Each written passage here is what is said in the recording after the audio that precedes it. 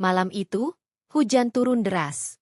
Angin berhembus kencang, menampar wajah seorang perempuan yang tengah duduk meringkuk di teras rumahnya yang reyot. Siti, seorang istri yang sudah 4 tahun ditelantarkan suaminya, hanya bisa menatap kosong ke arah jalanan yang gelap. Hatinya sudah terlalu lelah menanti kepulangan sang suami, Joko, yang entah ada di mana. Sudah berbulan-bulan dia tidak melihat bayangan lelaki yang dulu pernah bersumpah akan menjaganya seumur hidup. Sejak mereka menikah, kehidupan rumah tangga mereka bukannya penuh kebahagiaan, melainkan penuh dengan kesedihan dan air mata. Dulu, Siti sempat berpikir bahwa menikah dengan Joko adalah keputusan terbaik dalam hidupnya. Joko awalnya adalah pria pekerja keras, tetapi semua berubah setelah ia mulai mengenal judi dan kehidupan malam. Semua uang hasil kerja kerasnya habis di meja taruhan dan hiburan yang tak ada gunanya. Sementara itu, Siti hanya bisa bertahan dengan sisa-sisa kasih sayang yang semakin hari semakin pudar. Penderitaan tanpa nafkah. 4 tahun sudah berlalu tanpa nafkah. Siti berjuang sendiri untuk makan, bahkan untuk sekadar membeli beras saja dia harus bekerja sebagai buruh cuci di rumah-rumah orang kaya di kampungnya. Setiap hari tangannya kasar karena deterjen, punggungnya sakit karena harus mengangkat beban berat, dan kakinya pegal karena harus berjalan jauh. Namun, semua itu dia lakukan tanpa keluhan. Yang paling menyakitkan adalah, selama 4 tahun ini, Joko tetap hidup enak di luar sana. Ia menghabiskan uangnya untuk judi, mabuk-mabukan, dan bersenang-senang dengan wanita lain. Tak ada rasa tanggung jawab sedikit pun terhadap istri yang pernah ia janjikan kebahagiaan. Siti pernah mencoba mencari Joko ke rumah mertuanya, tetapi jawaban yang selalu ia dapatkan hanyalah penolakan dan hinaan. Sudahlah, Siti. Joko itu laki-laki bebas. Kalau kamu nggak bisa sabar, ya pulang saja ke rumah orang tuamu. Bentak ibu mertuanya dengan wajah kesal. Tak ada yang membela Siti. Bahkan, orang tua Joko sendiri lebih memilih menutup mata terhadap kelakuan anaknya. Air mata dan hinaan. Suatu hari, saat sedang mencuci pakaian di rumah seorang majikan, Siti mendengar 2 orang tetangga yang sedang membicarakan dirinya. Kasihan sekali si Siti. Udah nggak dinafkahi, masih saja setia menunggu laki-lakinya yang jelas-jelas nggak bakal balik, ucap salah satu dari mereka. Iya, padahal kalau dia mau, bisa saja cari laki-laki lain. Tapi ya sudahlah, mungkin dia memang suka hidup menderita. Jawab yang lain dengan nada mengejek. Hati Siti seperti disayat sembilu. Ia ingin membela dirinya, ingin berteriak bahwa ia bukan perempuan yang bisa dengan mudah berpaling. Namun, apa gunanya? Orang-orang hanya tahu menghina tanpa tahu sakitnya hidup dalam penderitaan. Dengan air mata yang jatuh tanpa bisa ditahan, Siti menyelesaikan pekerjaannya dan pulang ke rumahnya yang sepi. Hanya tembok yang menjadi saksi betapa kerasnya perjuangannya bertahan hidup. Doa yang tak berhenti. Di setiap sujud malamnya, Siti selalu berdoa agar Joko berubah, agar suaminya kembali ke jalan yang benar dan mengingat tanggung jawabnya sebagai seorang kepala keluarga. Ya Allah! Aku hanya ingin suamiku sadar. Aku ingin rumah tanggaku kembali seperti dulu. Jika memang masih ada jalan untuknya bertobat, maka bukakanlah pintu hatinya. Tetapi jika dia memang sudah terlalu jauh dari MU, maka tunjukkanlah kuasa MU. Aku hanya seorang istri yang rindu akan keadilan MU. Ya Allah, tangisnya pecah dalam sunyi. Dia sudah terlalu lelah, tetapi harapan dalam hatinya masih menyala, meskipun kecil. Kehancuran di ujung jalan. Sementara itu, di tempat yang berbeda, Joko tengah duduk di sebuah meja judi. Di tangannya ada segelas minuman keras, dan di wajahnya terpampang senyum penuh kepuasan setelah memenangkan beberapa putaran. Hari ini aku pasti menang besar, ucapnya dengan sombong. Namun, kesenangan itu tak berlangsung lama. Keserakahannya membuatnya terus bertaruh lebih banyak, hingga tanpa sadar, semua uang yang ia miliki habis dalam sekejap. Sial! Aku harus menang. Aku tidak boleh kalah. Joko semakin kalap. Tanpa pikir panjang, ia meminjam uang dari rentenir yang terkenal kejam. Ia yakin bisa menang di putaran berikutnya. Namun, seperti hukum karma yang tak bisa dihindari, kekalahan demi kekalahan terus menimpanya. Dalam hitungan jam, Joko berhutang puluhan juta rupiah. Wajahnya memucat saat rentenir itu menarik kerah bajunya dengan kasar. Bayar sekarang juga, atau kau tahu akibatnya. Bentak rentenir tersebut. Joko gemetar. Dia tak punya uang sepeser pun. Semua sudah ludes. Ketakutan mulai menyelimuti hatinya. Beri aku waktu. Aku pasti bayar. Namun, rentenir itu hanya tertawa dingin sebelum melemparkan pukulan keras ke wajah Joko, membuatnya tersungkur di lantai dengan darah mengalir dari bibirnya. Kembali dengan tangan hampa. Setelah kejadian itu, Joko akhirnya pulang ke rumahnya dalam keadaan babak belur. Ia mengira Siti akan menyambutnya dengan tangisan penuh haru dan menerima dirinya kembali tanpa syarat. Namun, yang ia dapati adalah wajah Siti yang penuh luka dan kelelahan. Mata perempuan itu tak lagi berbinar seperti dulu. Siti berdiri di depan pintu dengan ekspresi datar, tanpa menunjukkan tanda-tanda bahwa ia bahagia melihat suaminya kembali. Joko. Suara Siti terdengar datar, tanpa emosi. Iya, ini aku, Siti. Aku pulang, ucap Joko dengan suara serak, berharap istrinya memeluknya. Namun, yang didapatnya hanyalah tatapan dingin. Untuk apa kau pulang? Joko terdiam. Ia tak pernah membayangkan istrinya yang dulu begitu lemah lembut kini berbicara dengan nada penuh ketegasan.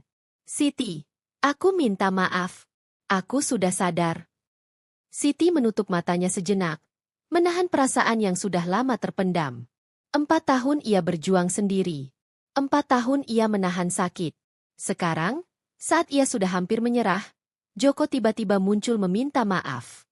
Namun, sebelum Siti bisa menjawab, tiba-tiba suara ketukan keras terdengar dari luar. Joko, keluar kau. Bayar utangmu. Rentenir yang tadi menghajarnya kini berdiri di depan rumah, siap menagih apa yang menjadi haknya. Joko menelan ludah. Siti hanya bisa memandang suaminya dengan kecewa. Inikah akhir dari penantiannya? Setelah 4 tahun, yang kembali bukanlah suami yang berubah, melainkan lelaki yang membawa masalah lebih besar? Siti menghela napas panjang. Ia tahu, azab Joko baru saja dimulai. Ketukan pintu semakin keras, membuat jantung Siti berdegup kencang. Suara kasar rentenir yang meneriakkan nama Joko seakan menjadi pertanda bahwa penderitaan mereka belum berakhir. Dengan wajah penuh ketakutan, Joko bersembunyi di balik tubuh Siti. Siti, bilang aku nggak ada, bisiknya dengan suara gemetar. Siti menatapnya dengan tatapan tajam. 4 tahun ia ditinggalkan, tanpa nafkah, tanpa kepedulian. Dan kini, saat kembali, Joko malah membawa utang dan masalah besar. Tanpa berkata apa-apa, Siti melangkah maju dan membuka pintu. Di depan rumahnya berdiri 3 pria berbadan besar dengan wajah garang. Salah satu dari mereka, yang tampaknya adalah bosnya, menatap Siti dengan tatapan dingin. Mana Joko? Suruh dia keluar, bentaknya. Siti menelan ludah. Ia ingin menutup pintu dan mengusir mereka. Tapi ia tahu, berurusan dengan orang-orang seperti ini hanya akan membawa lebih banyak masalah. Maaf, Pak. Suami saya baru pulang tadi malam dan saya tidak tahu apa-apa soal utangnya. Jawab Siti dengan suara bergetar. Bos rentenir itu tertawa sinis. Jangan pura-pura bodoh. Joko punya utang 30 juta. Kalau dia nggak bisa bayar, kalian yang harus tanggung. Siti terkejut. 30 juta? Bagaimana mungkin Joko bisa berutang sebanyak itu? Bahkan untuk makan sehari-hari saja mereka sudah kesulitan. Dari balik pintu, Joko akhirnya memberanikan diri keluar dengan wajah pucat. Tolong beri aku waktu. Pak, aku pasti bayar, katanya memohon. Bos rentenir itu mendecak kesal. Lalu tanpa aba-aba, ia melayangkan pukulan ke perut Joko. Joko jatuh tersungkur sambil mengerang kesakitan. Siti menjerit dan berusaha menolong suaminya. Tetapi salah satu anak buah rentenir itu mendorongnya hingga tersungkur. Kalau dalam 3 hari kau belum bayar, jangan salahkan kami kalau istrimu atau anakmu yang kami ambil sebagai jaminan. Ancam bos rentenir itu sebelum pergi. Siti merasa seluruh dunianya runtuh. Ia sudah cukup menderita selama 4 tahun. Dan kini, suaminya kembali hanya untuk menambah bebannya. Sejak kejadian itu, Siti semakin sulit mendapatkan pekerjaan. Beberapa majikan yang biasa menyuruhnya mencuci sudah mulai menolak, takut terlibat dalam masalah Joko. Hari itu, Siti hanya berhasil mendapatkan upah Rp15.000 dari membantu tetangganya memasak untuk acara kecil-kecilan. Uang itu tidak cukup bahkan untuk membeli beras. Dengan perasaan putus asa, Siti pulang ke rumahnya yang semakin rapuh. Atapnya bocor di sana-sini, dindingnya mulai berlubang, dan di dalamnya, Hanya ada satu anak kecil yang duduk memeluk perutnya yang kosong. Siti mendekati anaknya, seorang bocah laki-laki berusia 5 tahun bernama Adit. Matanya sayu, tubuhnya kurus, dan wajahnya pucat.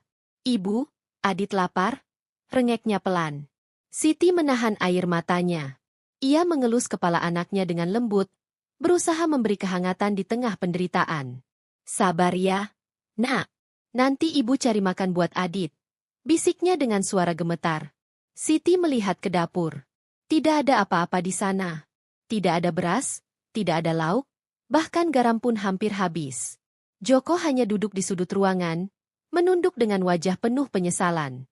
Namun, penyesalan tanpa usaha sama saja dengan sia-sia. Dengan langkah berat, Siti keluar rumah.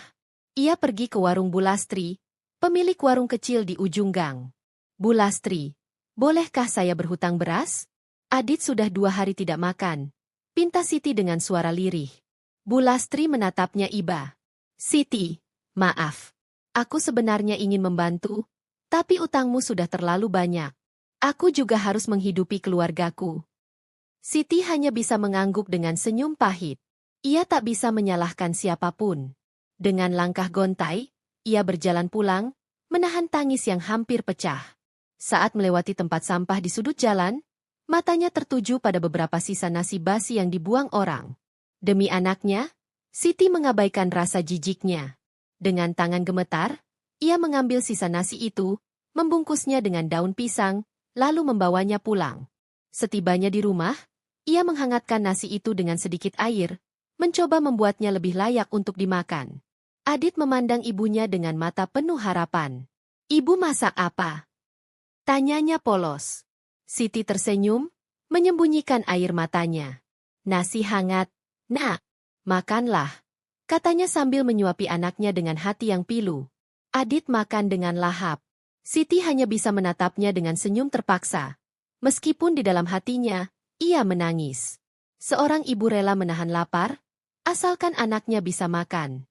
Sementara itu, Joko hanya bisa menatap pemandangan itu dengan perasaan bersalah. Namun, bukannya mencari cara untuk menebus kesalahannya, ia malah memilih untuk pergi lagi. Malam itu, saat Siti dan Adit sudah tertidur dalam kelaparan, Joko menyelinap keluar rumah. Alih-alih mencari pekerjaan, ia malah kembali ke tempat perjudian. Ia berharap bisa mendapatkan uang dengan cepat untuk membayar utangnya. Dengan sisa uang receh yang ia miliki, ia kembali duduk di meja judi, penuh keyakinan bahwa kali ini ia akan menang. Namun, Dewi keberuntungan tak lagi berpihak padanya. Dalam waktu singkat, semua uang yang tersisa pun habis. Tidak hanya itu, Joko juga kembali berhutang pada rentenir yang sama, berpikir bahwa ia bisa membalikkan keadaan. Namun, kekalahan demi kekalahan terus menimpanya. Ketika ia akhirnya sadar bahwa ia telah membuat kesalahan yang lebih besar, semuanya sudah terlambat. Kini, utangnya membengkak menjadi 50 juta rupiah. Bos rentenir itu menatapnya dengan tatapan penuh kebencian. "Kau benar-benar tidak tahu diri, Joko. Sekarang, kau harus bayar lunas atau..." Ia menoleh ke arah anak buahnya yang langsung mengangguk paham. "Kami akan ambil istrimu dan anakmu sebagai jaminan." Joko terperanjat. Ia berlutut di hadapan rentenir itu, memohon ampun. "Jangan, Pak. Saya mohon. Jangan sakiti istri dan anak saya." Namun, bagi rentenir itu, permohonan Joko tidak ada artinya. Mereka sudah memutuskan. Keesokan paginya, rentenir itu datang ke rumah Siti. Siti sedang menyapu halaman ketika suara deru motor memenuhi udara. Ia menoleh dan melihat 3 pria yang kemarin datang menagih utang Joko. Jantungnya berdegup kencang. Salah satu pria itu turun dari motor dan melangkah mendekatinya. "Mana Joko?" tanyanya dengan suara dingin. Siti menggeleng lemah. "Saya tidak tahu," jawabnya jujur. Pria itu menyeringai. "Bagus, kalau begitu kau dan anakmu saja yang kami bawa sebagai jaminan." Siti terbelalak. Belum sempat ia bereaksi, salah satu pria itu menarik lengannya dengan kasar. Dari dalam rumah, Adit menjerit ketakutan. "Ibu! Jangan ambil ibu!" Siti berusaha memberontak, tetapi tenaganya terlalu lemah dibandingkan pria-pria itu. "Tolong! Jangan! Saya mohon!" Tetapi mereka tak peduli. Salah satu pria lain meraih Adit yang menangis ketakutan. Saat itu juga, terdengar suara bentakan keras. Lepaskan mereka. Siti menoleh dan melihat beberapa tetangga berlari ke arah mereka, membawa kayu dan batu. Bos rentenir itu menggeram, sadar bahwa mereka kalah jumlah. Dengan kesal, ia melepaskan Siti dan Adit. Joko harus bayar utangnya dalam waktu 2 hari. Kalau tidak, jangan salahkan kami kalau kami kembali dengan cara yang lebih kasar. Setelah itu, mereka pergi. Siti terduduk lemas, memeluk Adit yang masih menangis. Di dalam hatinya, ia bertanya, sampai kapan penderitaan ini akan berakhir? Hari yang semakin kelam. Siti duduk memeluk Adit erat di dalam rumahnya yang hampir roboh. Dadanya masih berdebar kencang, napasnya tersengal, dan tubuhnya gemetar setelah insiden pagi tadi. Jika bukan karena tetangganya yang datang menolong, mungkin sekarang ia dan Adit sudah berada di tangan rentenir kejam itu. Namun, Siti tahu ini belum berakhir. Joko telah meninggalkan mereka dalam keadaan yang lebih buruk dari sebelumnya. Sementara itu, Joko tidak juga pulang. Tak ada kabar, tak ada pesan. Pria itu telah pergi. Mungkin kembali ke perjudian, meninggalkan mereka dalam kehancuran. Siti menatap wajah Adit yang masih berlumuran air mata. Mata anaknya yang dulu penuh binar keceriaan kini hanya berisi kepedihan dan ketakutan. Adit lapar. Bu, aku mau makan. Suara kecilnya terdengar lirih. Permintaan sederhana itu menghantam hati Siti seperti ribuan belati. Siti mencoba berdiri, meskipun tubuhnya sudah kehabisan tenaga. Ia harus mencari cara agar Adit bisa makan hari ini. Memungut makanan di tempat sampah. Dengan langkah lunglai, Siti berjalan menyusuri gang sempit yang sudah penuh dengan genangan air hujan semalam. Ia melihat ke kiri dan kanan, mencari sesuatu, apa saja, yang bisa dimakan. Di depan warung milik Bu Lastri, ia melihat beberapa sisa sayur dan nasi basi yang baru saja dibuang. Demi anaknya, Siti menyingkirkan rasa malu. Ia mengulurkan tangan dengan gemetar, memunguti sisa makanan itu, memilah mana yang masih bisa dimakan. Perutnya bergejolak, tetapi ia menahan semuanya. Saat ia hendak pergi, terdengar suara ejekan dari beberapa ibu-ibu yang sedang berkumpul di depan warung. Lihat tuh, Siti. Sekarang dia jadi pemungut sampah. Dulu sombong sekali menikah dengan Joko. Sekarang lihat akibatnya. Tawa mereka begitu menusuk hati. Siti menundukkan kepala, menahan air matanya. Ia tak ingin melawan, karena ia tahu, di dunia ini, orang miskin hanya bisa menelan hinaan. Dengan membawa bungkusan sisa makanan itu, Siti berjalan pulang. Setiap langkahnya terasa berat, seolah dunia menginjak-injak harga dirinya. Namun, begitu sampai di rumah dan melihat wajah Adit yang penuh harapan, Siti tahu bahwa semua ini sepadan. Ia segera menghangatkan makanan itu. Meskipun nasi sudah basi dan sayurnya mulai berbau, ia berusaha membuatnya layak untuk dikonsumsi. Saat ia menyuapi Adit, anaknya itu makan dengan lahap. Enak, Bu, katanya polos. Siti tersenyum, meskipun air mata perlahan jatuh di pipinya. Ia tahu makanan itu tidak layak. Tapi demi anaknya, ia harus tetap bertahan. Bekerja dalam keadaan sakit.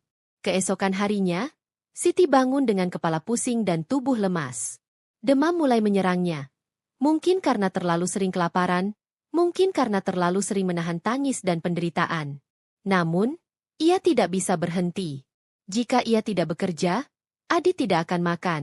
Dengan tubuh yang menggigil, Siti berjalan ke rumah Bu Rahma, seorang tetangga yang kadang memberinya pekerjaan mencuci baju. Bu, apa ada pekerjaan untuk saya hari ini? Tanyanya dengan suara lemah. Bu Rahma menatapnya dengan iba. Siti, kamu kelihatan sakit. Kenapa tidak istirahat dulu? Siti memaksakan senyum. Saya butuh uang, Bu. Adit harus makan.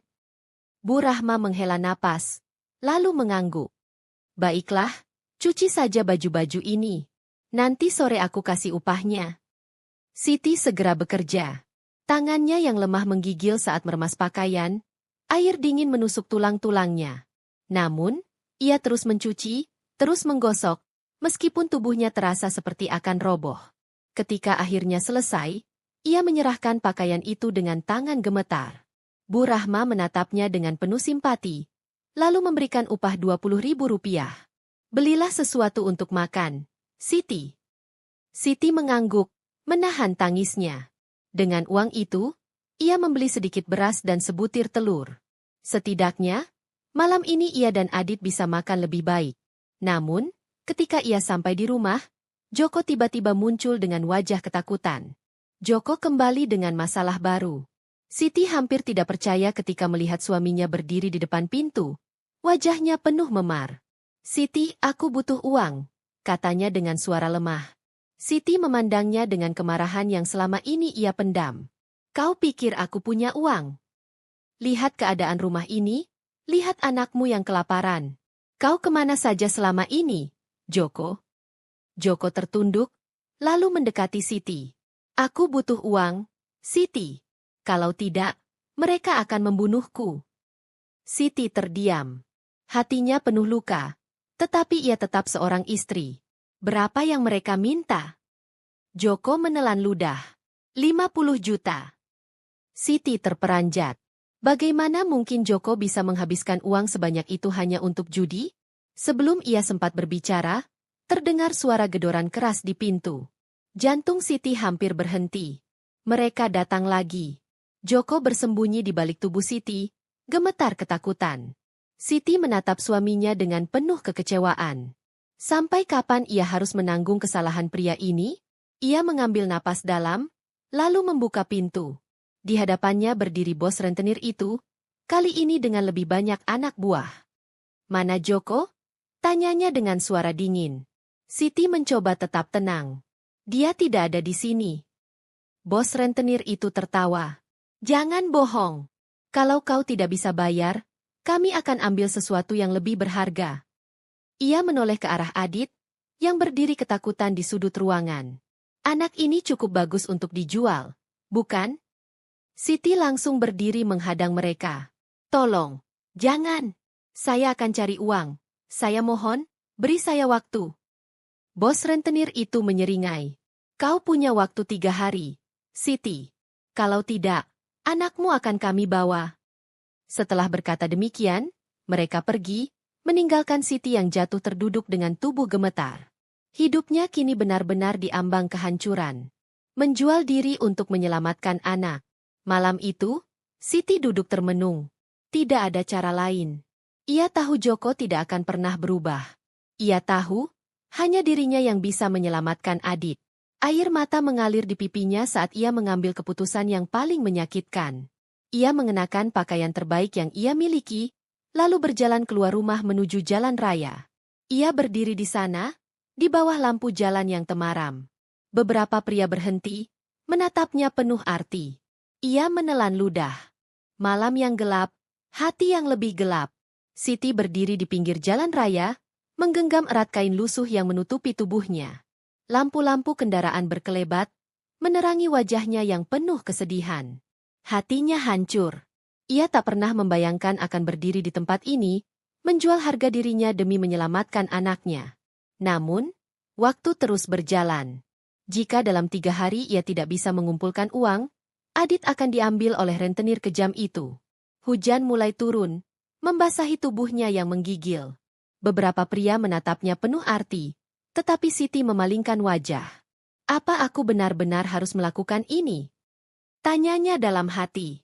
Air matanya jatuh, bercampur dengan rintik hujan. Tiba-tiba, sebuah mobil mewah berhenti di depannya. Seorang pria berusia sekitar 40 tahun menurunkan kaca jendela. "Berapa tarifmu?" tanyanya dengan nada meremehkan. Siti terdiam. Tangannya mengepal. Ia ingin lari, ingin menjerit. Tetapi wajah Adit yang kelaparan kembali muncul dalam pikirannya. Dengan suara gemetar, ia menjawab, 5 juta, Pak." Pria itu tertawa. "Kau pikir kau siapa? 5 juta terlalu mahal untuk wanita sepertimu." Siti menunduk, merasa tubuhnya semakin kotor hanya karena mengucapkan angka itu. Pria itu menghela napas. "Baiklah, naiklah." Siti menggigit bibirnya. "Tuhan, ampuni aku." Namun, sebelum ia sempat melangkah, tiba-tiba seseorang menarik tangannya dengan kasar. Seseorang menyelamatkannya. Siti terkejut ketika melihat seorang wanita paruh baya berdiri di depannya. Siti, apa yang kau lakukan di sini? Itu adalah Bu Rahma, wanita yang sering memberinya pekerjaan mencuci baju. Siti tak bisa menahan tangisnya. Ia jatuh berlutut di trotoar. Bu, aku tak punya pilihan. Suaranya bergetar. Bu Rahma menatapnya dengan iba. Kau tidak perlu melakukan ini, Siti. Ayo ikut aku. Siti menatap wanita itu dengan mata berkaca-kaca. Ada harapan? Tanpa ragu, Bu Rahma menariknya pergi, meninggalkan pria di dalam mobil yang masih tertawa mengejek. Pekerjaan yang mengubah hidup. Siti mengikuti Bu Rahma ke rumahnya yang sederhana tetapi hangat. Wanita itu memberikan handuk dan baju kering untuknya. Aku tahu kau sedang dalam kesulitan. Tapi jalan yang tadi kau pilih bukan solusi, kata Bu Rahma lembut. Siti menunduk, merasa malu. Aku hanya ingin menyelamatkan Adit. Isaknya.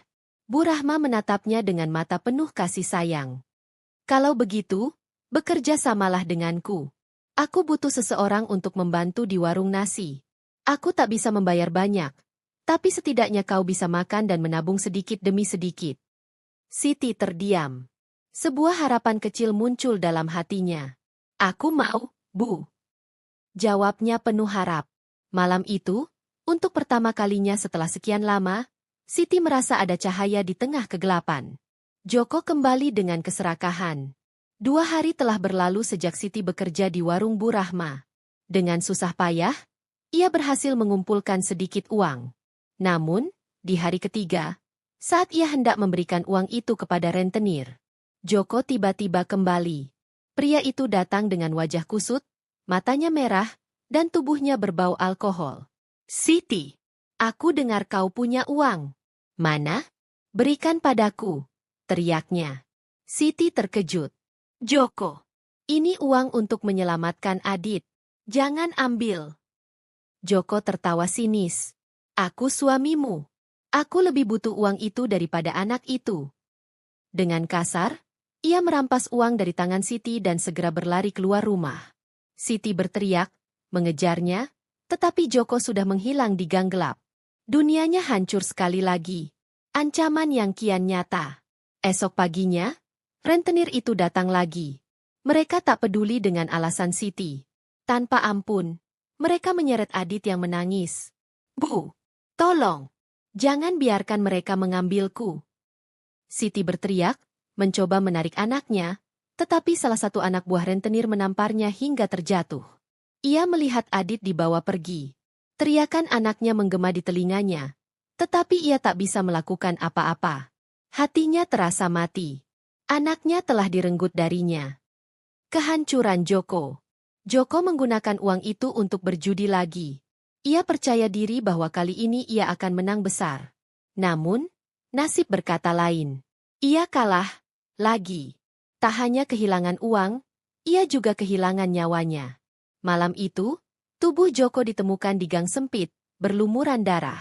Ia telah dibunuh oleh para rentenir yang kejam. Dan akhirnya, azabnya datang. Perjuangan Siti menyelamatkan Adit. Meskipun Joko telah tiada, Adit masih belum kembali. Siti tak peduli lagi dengan rasa takut. Ia mendatangi sarang para rentenir itu, berlutut, memohon agar anaknya dikembalikan. Namun, mereka menolak. Adit telah dijual ke tangan orang lain. Tangis Siti pecah. Namun, ia tidak menyerah. Dengan bantuan Bu Rahma dan beberapa tetangga, mereka melaporkan semuanya ke polisi. Setelah penyelidikan yang panjang, polisi berhasil menemukan Adit yang nyaris dijual ke luar kota. Siti menangis histeris saat memeluk anaknya yang ketakutan. Bu, aku takut. Siti mengusap kepala Adit. Maafkan ibu, nak. Maafkan ibu yang tidak bisa melindungimu. Mereka menangis bersama. Akhirnya, setelah melalui penderitaan panjang, Siti dan Adit bisa memulai hidup baru. Meskipun bekas luka di hati mereka akan tetap ada, setidaknya kini mereka bisa melihat masa depan dengan sedikit harapan. Pagi itu, Siti bangun dengan tubuh penuh lebam. Bekas pukulan semalam masih terasa menyakitkan. Matanya bengkak, bibirnya pecah, dan tubuhnya lemah karena kurang makan. Joko, suaminya, Sudah tidak pulang selama beberapa hari. Biasanya, jika kembali, pria itu akan membawa amarah yang lebih besar. Dengan susah payah, ia bangkit dari tikar lusuh di lantai. Perutnya kosong. Sudah 2 hari ini ia hanya minum air putih. Adit, anaknya yang baru berusia 5 tahun, masih terlelap di sudut ruangan yang penuh debu. Wajahnya tirus, tubuhnya semakin kurus. Nak bangun, kita cari makan dulu. Bisik Siti dengan suara serak. Adit mengerjapkan mata, lalu tersenyum lemah. Ibu lapar? Tanyanya polos. Siti hanya bisa mengangguk. Adit meraih sesuatu dari kantong celana kecilnya. Sebungkus nasi sisa kemarin. Ini buat ibu. Siti menatap nasi itu. Hatinya pedih. Tidak, nak ini untukmu saja. Adit menggeleng. Ibu juga harus makan. Kalau ibu sakit, siapa yang jagain Adit? Air mata Siti jatuh. Dengan tangan gemetar, ia menerima nasi itu. Sambil menangis, ia menyuapkan nasi kering ke mulutnya. Rasanya hambar. Tapi ini adalah makanan termahal yang pernah ia makan. Sore itu, suara pintu dibanting menggema di rumah kecil mereka.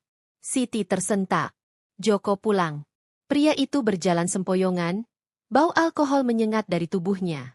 Siti, mana uang yang kau sembunyikan? Aku tahu kau punya. Bentaknya. Siti menggigit bibir. Aku tidak punya uang, Mas. Suaranya lirih. Joko melotot. Tanpa peringatan, pria itu menampar pipi Siti keras. Jangan bohong sama aku.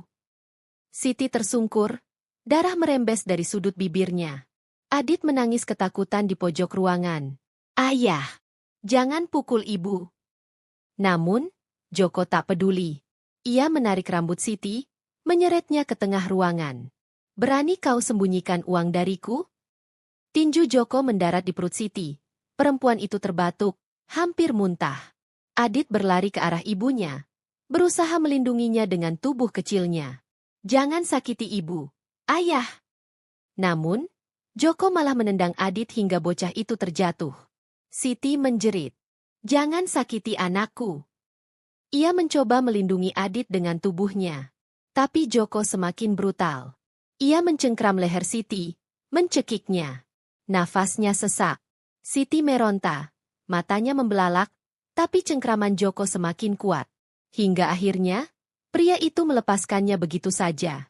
Siti terjatuh, terengah-engah. Hampir saja ia kehilangan nyawanya. Joko mendengus. Dasar wanita tak berguna. Jangan harap aku kasih kalian makan. Lalu, pria itu pergi lagi, meninggalkan mereka dalam kegelapan. Penderitaan yang tak berujung. Hari demi hari berlalu, tetapi Joko tak kunjung pulang. Siti tak tahu harus bagaimana. Uang yang ia miliki sudah habis. Mereka benar-benar kelaparan. Di tengah rasa putus asa, ia memberanikan diri mengetuk pintu rumah tetangganya.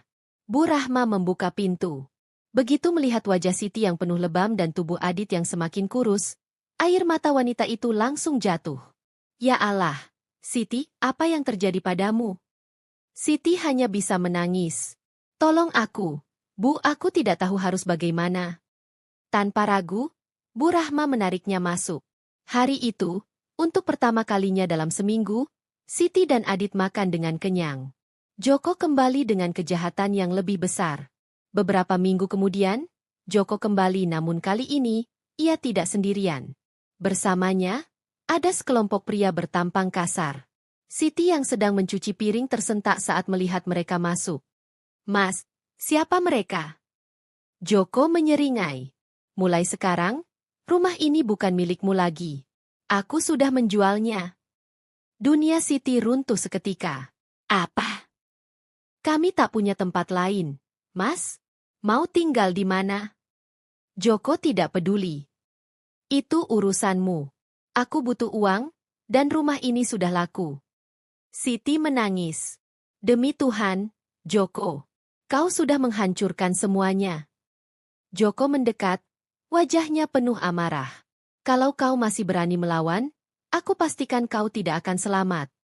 Dan sebelum Siti sempat menjawab, tamparan keras kembali mendarat di wajahnya. Ia terjatuh, Kepalanya membentur lantai. Gel. Terbangun di rumah sakit. Saat membuka mata, Siti mendapati dirinya di rumah sakit. Bu Rahma ada di sampingnya. Wajahnya penuh kekhawatiran. Syukurlah kau sadar, Siti. Siti mengerjapkan mata. Di mana Adit? Bu Rahma menggenggam tangannya erat. Dia aman, Siti, tapi kau hampir saja mati. Air mata Siti kembali jatuh. Joko telah menghancurkannya tapi ia tidak akan menyerah. Siti bersumpah, ia akan bangkit. Ia akan melawan. Dan kali ini, Joko harus menerima balasannya.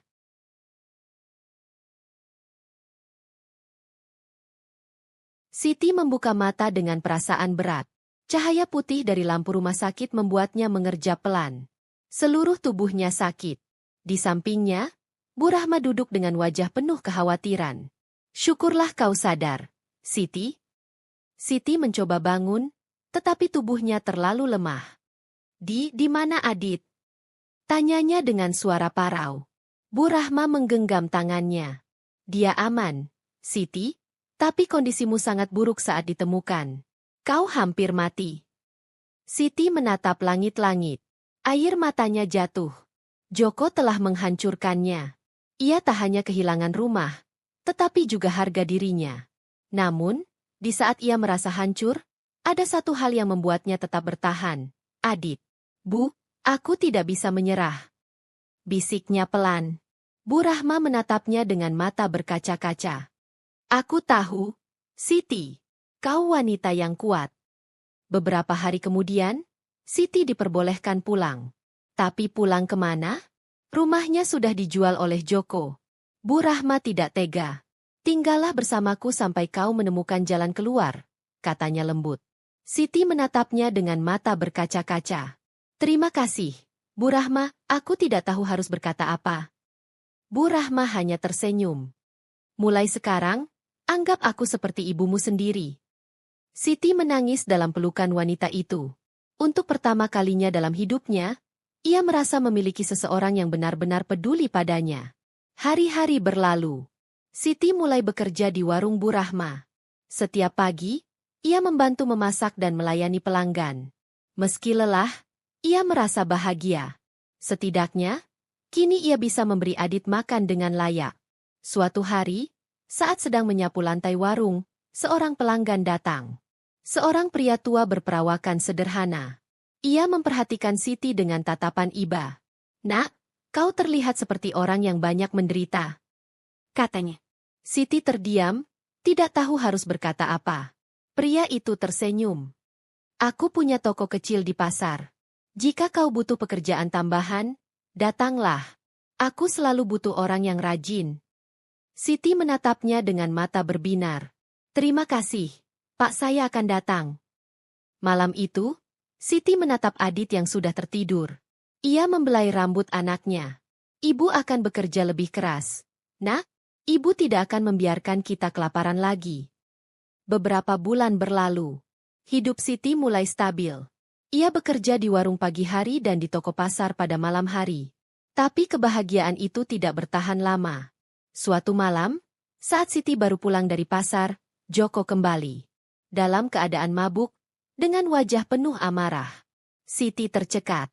Siti, kau pikir kau bisa hidup tanpa aku? Adit bersembunyi di balik tubuh ibunya. Ketakutan. Pergi, Joko. Aku tidak mau melihatmu lagi. Tapi Joko tertawa sinis.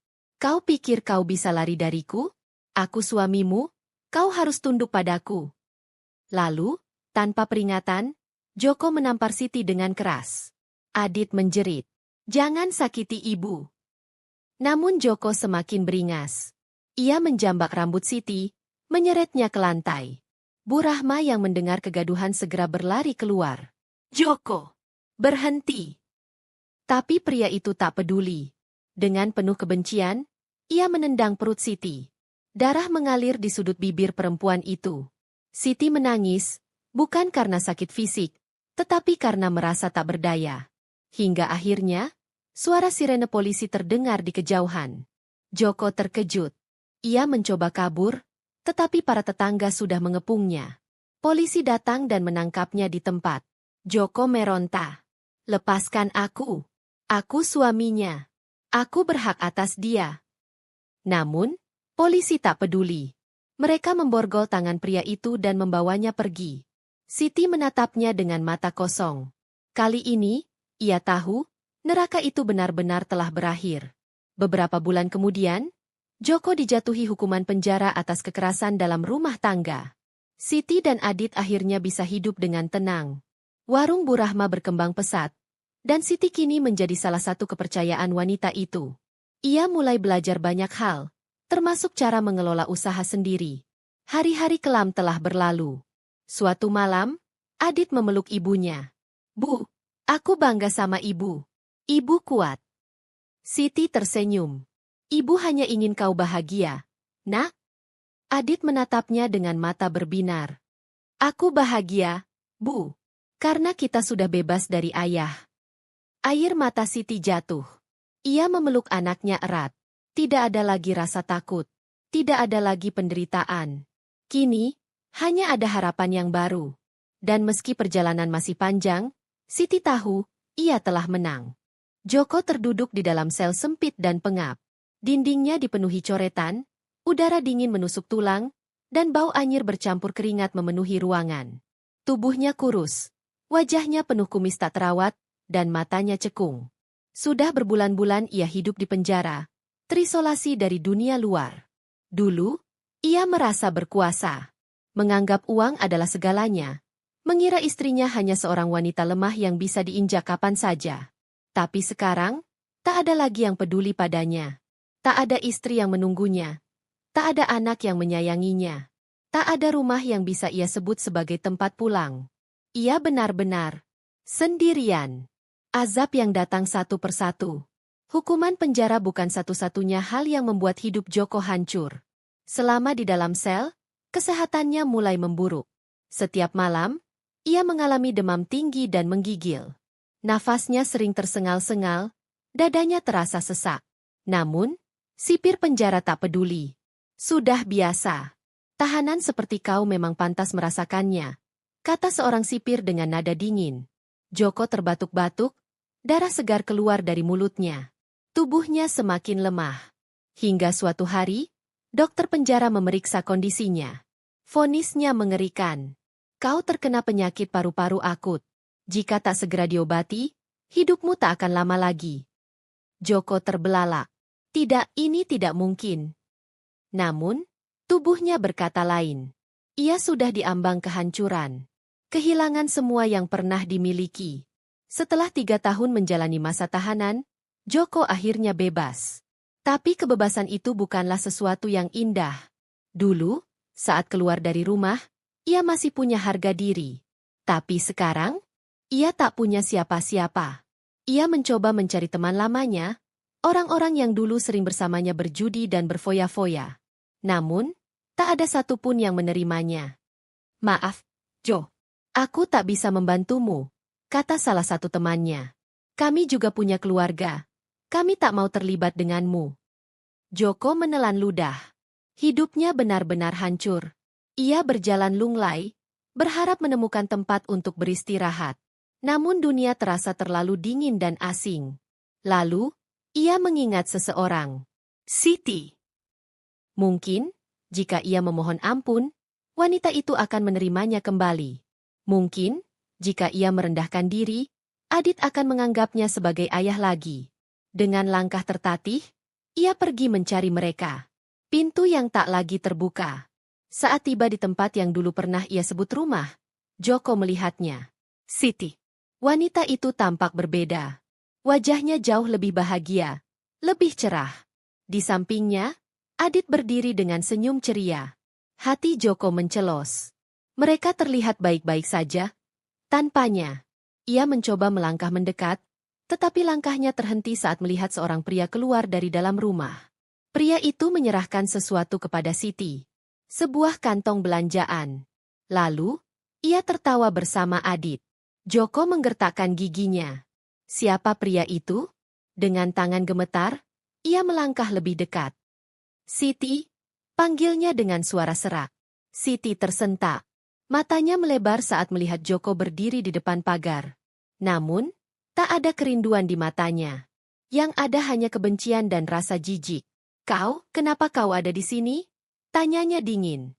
Joko tersenyum lemah. Siti, aku ingin kembali, aku menyesal. Siti terdiam sejenak. Lalu, ia tertawa sinis. Menyesal? Ia melangkah maju, menatap Joko dengan mata tajam. Di mana rasa menyesalmu saat kau menamparku? Saat kau menyiksaku? Saat kau membuat aku dan anak kita kelaparan? Joko terdiam. Siti menggeleng. Kau pikir aku akan menerimamu kembali? Kau pikir aku akan mengizinkan Adit memanggilmu ayah lagi? Joko menelan ludah. Siti, tolong. Namun, sebelum ia bisa berbicara lebih jauh, Siti berkata dengan suara tegas, kau sudah mati di mataku. Joko, pergilah. Aku tidak butuhmu lagi. Joko terpaku. Dunia seakan runtuh di hadapannya. Adit menatapnya sebentar, lalu menggenggam tangan Siti erat. Tanpa mengucapkan sepatah kata pun, mereka berbalik dan masuk ke dalam rumah. Meninggalkannya sendirian di depan pintu yang tak akan pernah terbuka lagi. Karma yang tak terelakkan. Hari-hari berlalu. Joko kini hidup di jalanan. Tubuhnya semakin kurus, penyakitnya semakin parah. Ia tak punya pekerjaan, tak punya rumah, tak punya keluarga. Setiap malam, ia tidur di emperan toko, tubuhnya menggigil kedinginan. Orang-orang yang dulu menghormatinya, kini bahkan tak mau menoleh ke arahnya. Suatu malam, hujan turun deras. Joko duduk bersandar di tembok kumuh, batuknya semakin parah. Setiap hembusan nafas terasa menyakitkan, dan tubuhnya semakin lemah. Ia memandang langit yang gelap. Inikah balasan Tuhan untuknya? Ia menutup mata perlahan. Dan di detik terakhir sebelum kesadarannya menghilang, ia melihat bayangan Siti dan Adit. Tertawa bahagia. Tanpanya. Lalu semuanya menjadi gelap. Hari itu, matahari bersinar cerah, seakan turut merayakan kehidupan baru yang kini dijalani Siti dan Adit. 4 tahun lalu, hidup mereka penuh penderitaan, tetapi kini, semuanya telah berubah. Siti menata barang dagangan di warung yang kini menjadi miliknya. Setelah bertahun-tahun bekerja keras di warung Bu Rahma, akhirnya wanita baik hati itu memberikan warung tersebut kepada Siti. Aku sudah tua. Siti, aku ingin kau yang melanjutkan usaha ini, kata Bu Rahma beberapa bulan lalu. Siti terharu hingga menitikkan air mata. Warung ini bukan hanya tempatnya bekerja, tetapi juga tempatnya bangkit dari keterpurukan. Adit yang kini berusia 8 tahun berlari mendekatinya. Ibu, aku sudah pulang sekolah. Serunya riang. Siti tersenyum dan mengusap kepala anaknya. Bagaimana harimu di sekolah? Seru, Bu. Aku dapat nilai bagus di ulangan matematika. Siti merasa bangga. Dulu, ia pernah takut masa depan Adit akan hancur karena kebrutalan Joko. Namun sekarang, ia bisa melihat harapan di mata anaknya. Adit tidak lagi takut, tidak lagi menangis dalam kelaparan, dan tidak lagi harus bersembunyi dari amarah seorang ayah yang kejam. Mereka kini bebas. Bayang-bayang masa lalu. Meski hidupnya telah membaik, Siti tidak bisa menghindari kenyataan bahwa masa lalu akan selalu membayanginya. Suatu sore, seorang tetangga datang ke warungnya dengan kabar yang mengejutkan. Siti, kau dengar kabar tentang Joko? Siti tertegun. Nama itu sudah lama tidak ia dengar. Ia menggeleng pelan. Apa yang terjadi? Tetangga itu menghela napas. Dia ditemukan tak bernyawa di emperan toko beberapa hari lalu. Jantung Siti berdegup lebih cepat. Meskipun Joko telah menyakitinya dengan begitu kejam, tetap saja, ia adalah seseorang yang pernah menjadi bagian dari hidupnya. Tetangga itu melanjutkan, tak ada yang tahu dia sakit parah. Dia hidup sebatang kara, tak ada yang peduli padanya. Siti terdiam. Dulu, Joko adalah pria yang sombong, kasar, dan merasa dunia ada di bawah kakinya. Namun, akhirnya, ia meninggal dalam kesepian dan penderitaan. Siti menarik napas panjang. Ia tidak merasa bahagia atas kematian Joko, tapi juga tidak merasa sedih. Baginya, itu adalah bayaran atas semua dosa yang telah dilakukan Joko. Kini, tak ada lagi bayang-bayang ketakutan. Tak ada lagi pria yang akan datang menghancurkan kebahagiaannya. Siti menatap langit. Semoga Tuhan mengampunimu, Joko. Meski aku tak bisa memaafkanmu, aku berharap kau menemukan kedamaian di sana. Lalu, ia melangkah masuk ke dalam warung. Hidupnya harus terus berjalan. Bertemu dengan cinta yang baru. Bertahun-tahun hidup sendiri, Siti sudah terbiasa menjalani semuanya seorang diri. Namun, Tuhan ternyata masih memberinya kesempatan untuk merasakan kebahagiaan lain. Suatu hari, seorang pria datang ke warungnya. Namanya Rahmat. Ia seorang duda berusia 40 tahun yang memiliki seorang anak perempuan. Awalnya, Siti hanya menganggapnya sebagai pelanggan biasa. Namun, lama-kelamaan, pria itu sering datang dan mulai mengobrol dengannya. Rahmat adalah pria yang lembut dan penuh perhatian. Ia sering membantu Siti tanpa diminta, membawakan barang dagangan dari pasar, bahkan terkadang mengantar Adit ke sekolah jika Siti sedang sibuk. Kebaikan Rahmat perlahan-lahan meluluhkan hati Siti. Suatu hari, pria itu memberanikan diri untuk berbicara serius. Siti, aku tahu kau sudah melalui banyak hal dalam hidupmu. Aku tak ingin memaksamu, tapi... Ia menatap mata Siti dengan tulus. Aku ingin melindungimu dan Adit. Aku ingin kita membangun keluarga bersama. Siti terkejut. Setelah bertahun-tahun merasakan kesakitan, ia tak pernah membayangkan akan ada seseorang yang ingin mencintainya lagi. Ia butuh waktu untuk berpikir, namun, melihat bagaimana Rahmat memperlakukan Adit dengan penuh kasih sayang, hatinya perlahan mulai terbuka. Suatu sore, ia tersenyum lembut dan berkata, "Aku ingin mencobanya, Rahmat. Aku ingin percaya lagi." Mata Rahmat berbinar bahagia. Ia menggenggam tangan Siti erat, seolah berjanji bahwa tidak akan ada lagi air mata dan penderitaan dalam hidup wanita itu. Masa depan yang lebih cerah. 3 tahun setelah pertemuan itu, Siti dan Rahmat menikah dalam acara sederhana.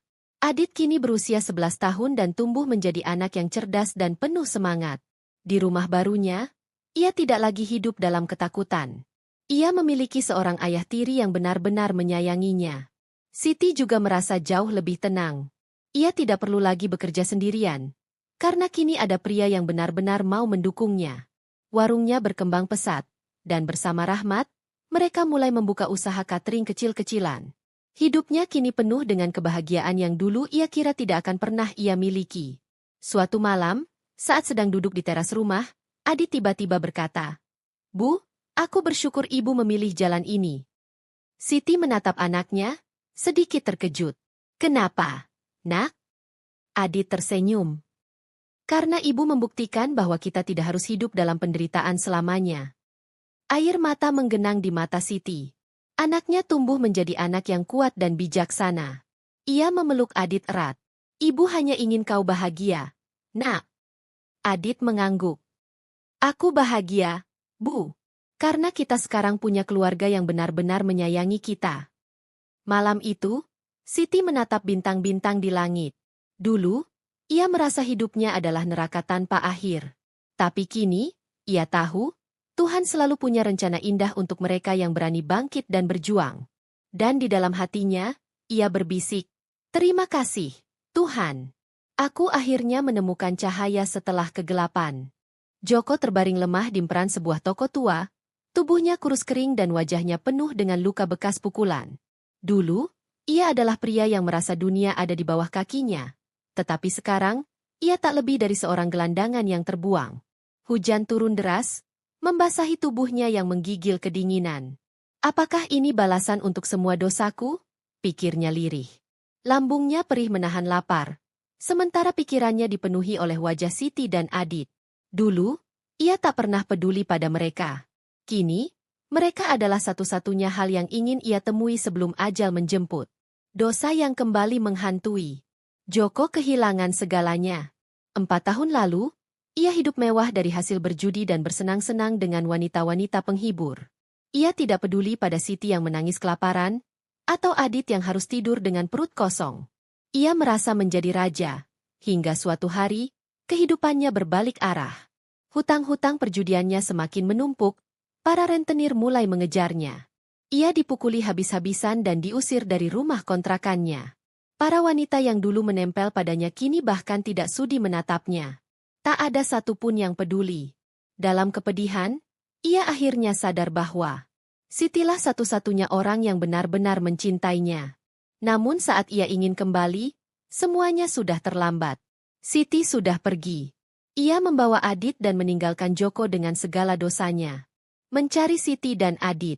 Satu-satunya yang ada di pikiran Joko saat ini adalah menemukan Siti dan Adit sebelum ajal menjemputnya. Dengan sisa tenaganya, ia menyeret langkah kaki yang lemah menuju pasar tempat Siti dulu bekerja. Sesampainya di sana, ia melihat sebuah warung yang ramai pembeli. Di balik etalase, seorang wanita sedang tersenyum melayani pelanggan. Siti, Joko menahan napas, matanya berkaca-kaca. Ia ingin berlari ke arahnya. Ingin berlutut dan memohon ampun. Tapi saat ia hendak melangkah, kakinya gemetar dan ia jatuh tersungkur di tanah. Siti yang melihat kejadian itu langsung berlari mendekat. Namun saat ia melihat wajah pria itu, raut wajahnya berubah tegang. Joko? Suaranya nyaris tak terdengar. Joko mengangkat wajahnya yang penuh luka. Air matanya menetes tanpa ia sadari.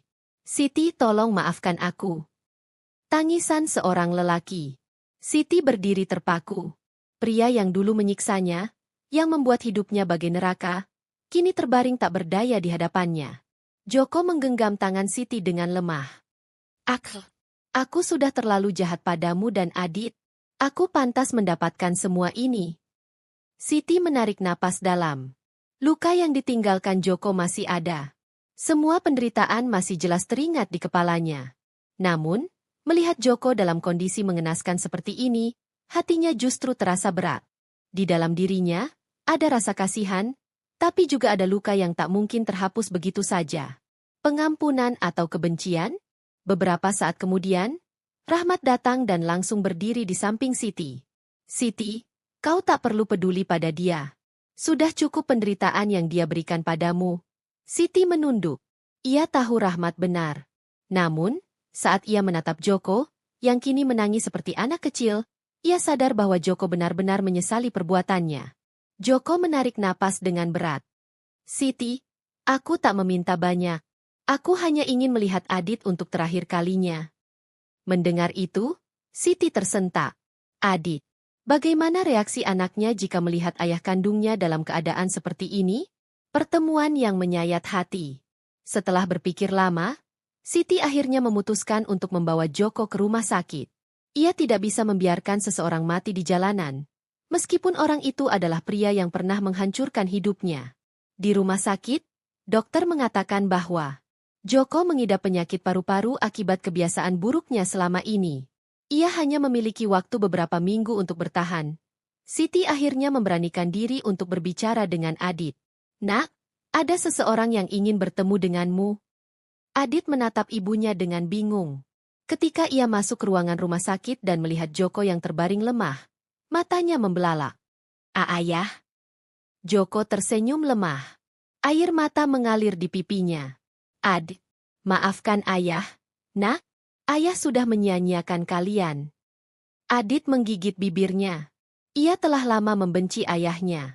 Namun melihat pria itu kini tak berdaya, rasa bencinya perlahan mulai mencair. Ia berjalan mendekat dan menggenggam tangan Joko. Ayah dulu sangat jahat, tapi aku tidak ingin menyimpan dendam. Joko menangis sejadi-jadinya. Itulah pertama kalinya dalam hidupnya ia merasa benar-benar menyesal. Akhir dari segala dosa. Hari-hari berikutnya, Siti dan Adit rutin mengunjungi Joko di rumah sakit.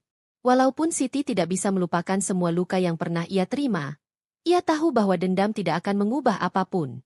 1 minggu kemudian, Joko menghembuskan napas terakhirnya. Sebelum meninggal, ia menggenggam tangan Siti dan berbisik, "Terima kasih, karena masih mau memaafkanku." Lalu, ia pergi dalam damai. Siti menatap tubuh Joko yang kini tak bernyawa. Ia tidak menangis. Ia hanya merasa lega. Beban masa lalu yang selama ini menghantuinya akhirnya telah usai. Kini, ia bisa benar-benar melangkah ke depan. Dan di dalam hatinya, ia berbisik, "Semoga Tuhan mengampunimu, Joko."